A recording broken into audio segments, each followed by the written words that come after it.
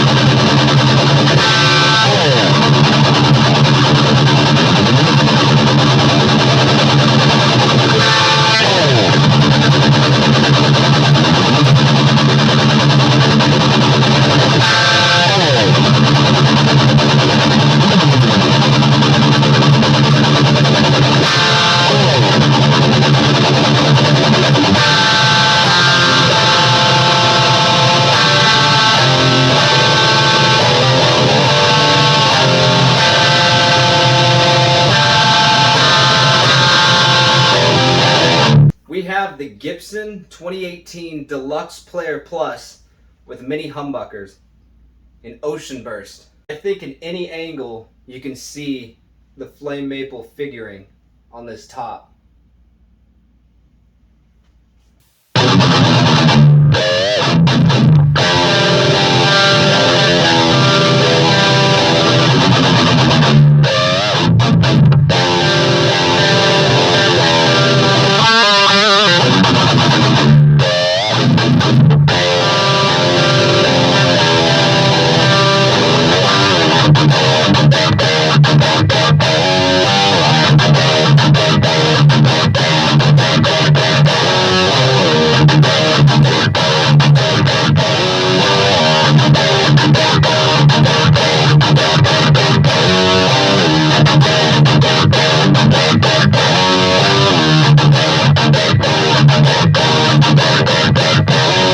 Electronics are simple. It's just a 3-way toggle switch with your 2 volumes and 2 tones. We're going to check out each sound of those. And rhythms, cleans, and leads.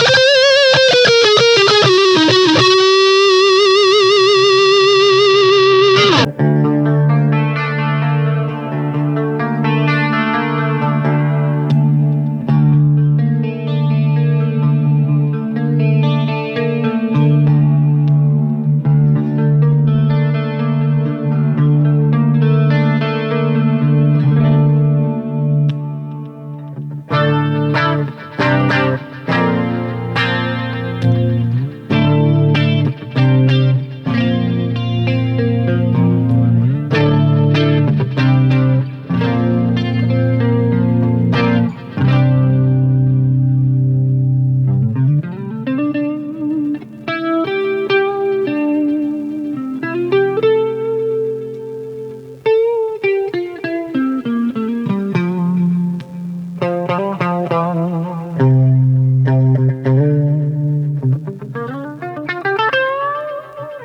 real Gibson Les Paul.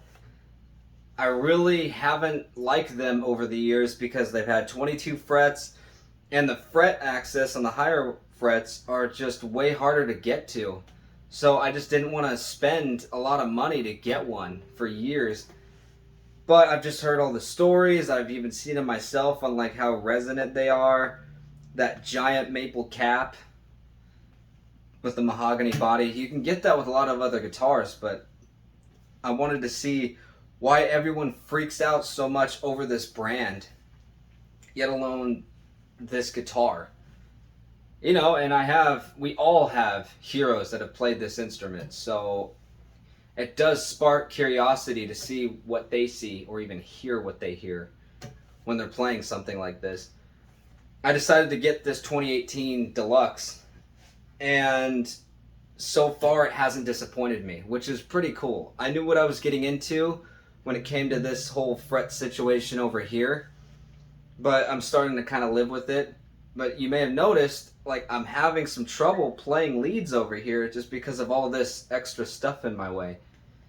And luckily I have a lot of instruments to where I can, if I really want to play some leads and just have nothing out of my way, I'll go play one of my Dave Mustaine guitars or the Majesties. So I have other guitars for that. This one is just different for sound. It's comfortable so far. It hasn't disappointed me on comfort. The neck is fatter, but it's not as big as a 50s neck. It's around a 60s neck. It feels as thin as I can get it for this model. I do like the binding. I do like the nibs that they do. I assume eventually it's going to piss me off once they get old and maybe the string might get caught in there. I'll deal with that later if that happens. I'm a huge fan of the mini humbuckers. I have them on my Gibson SG. So I knew I was going to love them on a Les Paul. So that's why I gravitated towards this specific model. It is used. You know, it's 3 years old. So I got it used and I've been watching over it. It's, I'd say, in great shape. I'll try to get a photo of it later, but I do see that there is, I think, some finish separation where the two pieces of maple meet, but it's clearly just the finish. But you know, I want to call out anything I see on these things because I've heard of Gibson's spotty reputation for their quality control. It's staying in tune very well. The nut seems like it was cut very well. This fretboard was actually plecked when it was brand new for this run, so that's a benefit for me. The only thing I noticed was only on the high E, the 15th fret buzzes a little bit.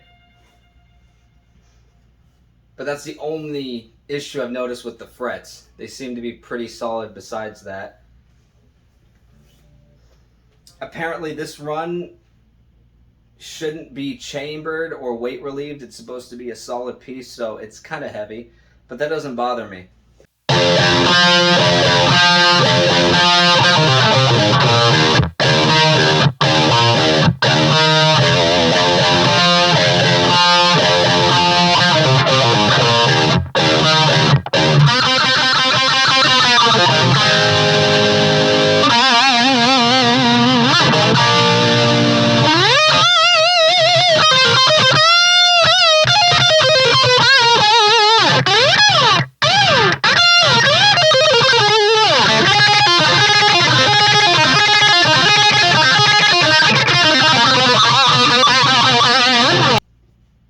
I grew up with a father who loves Kiss, so obviously Ace Frehley became an influence of mine as a guitar player because I saw just how simple some of his leads were, but he wanted fans to be able to sing his leads, and that's pretty genius. So he just has that classic,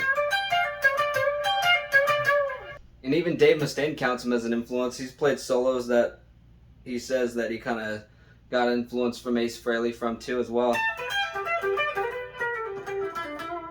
But yes, I've noticed how nice these pickups sound with a giant maple cap and the mahogany body. It even sounds a little bit different than my SG that has the same pickups and same body wood, but it doesn't have the maple cap.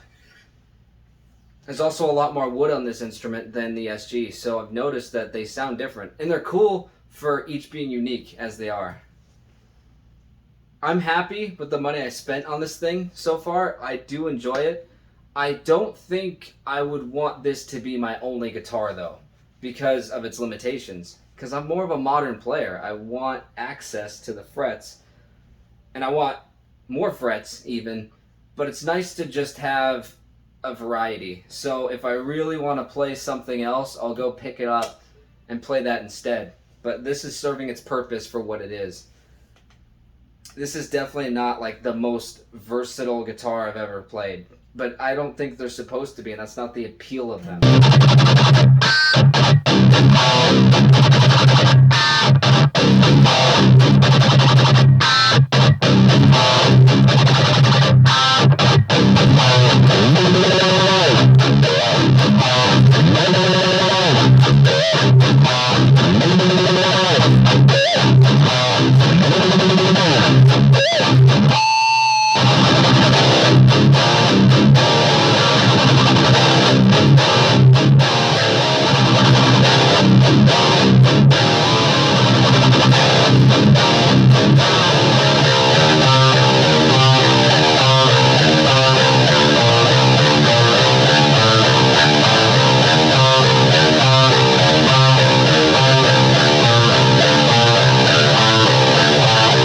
I originally had this guitar in E flat, but I noticed how nice it sounded if I put it in D standard, so I've just kept it there. This guitar just sounds mean in D standard. And something that threw me off as well is I noticed that it seemed like the bridge has less output than the neck, but it's just how these pickups work in that position. It's the same thing on my SG. It seems like the bridge has a little bit less output than the neck pickup, but they're the same pickup. It's just, I guess, the way they pick up the more mid and bass sounds, it starts to increase the volume than with just treble.